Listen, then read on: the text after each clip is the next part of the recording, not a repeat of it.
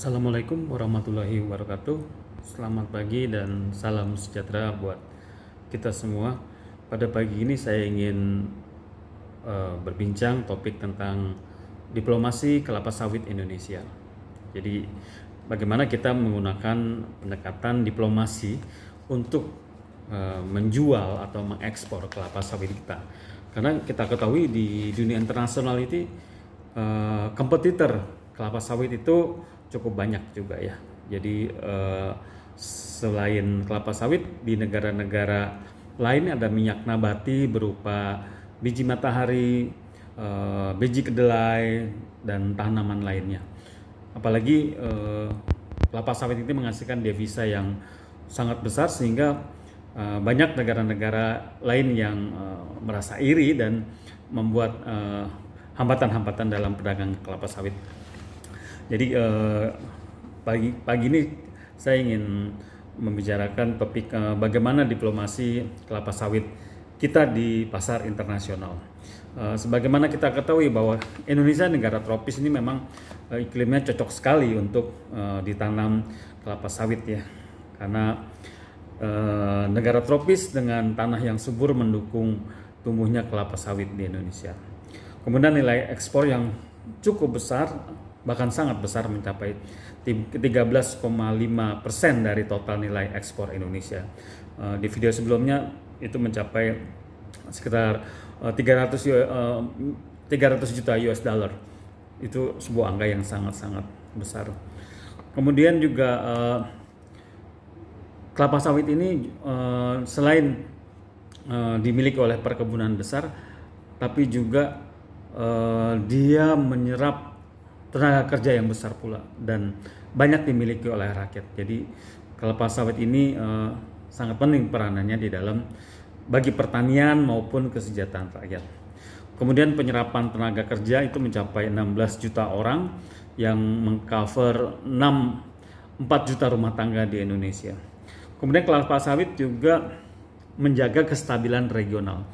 Kalau kita bicara regional berarti ASEAN ya, karena di sini ada 3 produsen terbesar kelapa sawit dunia, yaitu Indonesia pastinya sebagai negara terbesar, kemudian disusul oleh Malaysia, dan ketiga oleh Thailand. Jadi ada 3 negara di ASEAN sebagai the biggest CPO producing countries.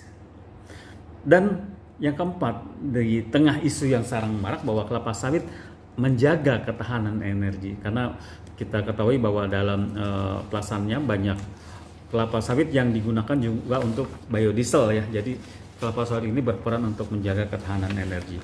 Kemudian kalau kita bicara soal SDGs, kelapa sawit juga berkontribusi terhadap 5 SDGs. Yang pertama adalah goal yang nomor 1, yaitu tanpa kemiskinan. Jadi ini kontribusi kelapa sawit. Kemudian goals nomor 2 yaitu tanpa kelaparan, karena kelapa sawit merupakan bahan baku makanan. Kemudian goal nomor 7 yaitu menciptakan energi bersih dan terjangkau. Kemudian goal nomor 8 adalah pekerjaan layak dan menunjang pertumbuhan ekonomi. Dan yang goal nomor 10, dengan adanya kelapa sawit ini berarti juga mengurangi kesenjangannya, karena banyak petani-petani di daerah-daerah terpencil yang melakukan pekerjaan kelapa sawit. Nah, tapi kita lihat juga ada beberapa hal yang menjadi tantangan kelapa sawit di Indonesia ya. Ini ada 3 tantangan dalam industri kelapa sawit di Indonesia. Yang pertama adalah adanya kampanye negatif atau black campaign dari beberapa negara yang juga menghasilkan minyak nabati, khususnya di Eropa. Jadi di Eropa ini mereka melakukan black campaign terhadap minyak kelapa sawit, karena mereka juga penghasil minyak dari biji bunga matahari dan kedelai. Jadi ini kelapa sawit merupakan kompetitor dari mereka. Kemudian adanya diskriminasi di dalam perdagangan kelapa sawit, di mana mereka mengeluarkan yang namanya RED II atau Renewable Energy Directive II.